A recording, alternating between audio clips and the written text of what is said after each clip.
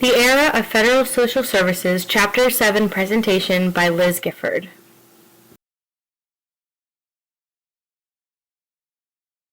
During Roosevelt's presidency, there was very little social reform because World War II was his main priority, and he was trying to avoid partisan conflict at all costs.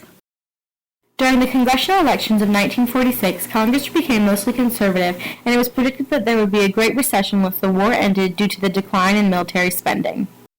To avoid this, the Full Employment Act was enacted to increase social spending, but the conservatives somehow found a way to avoid following this so they didn't have to increase spending when unemployment became severe.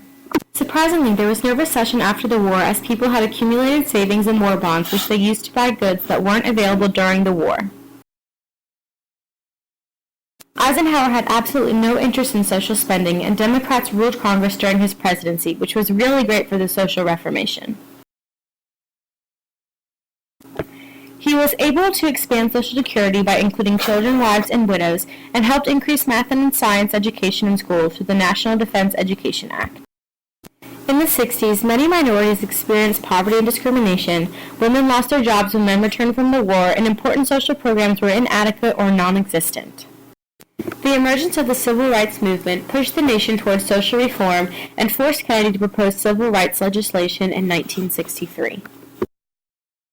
Kennedy was able to majorly increase the minimum wage, he enacted the Manpower Development and Training Act, and created the Community Mental Health Centers Act of 1963.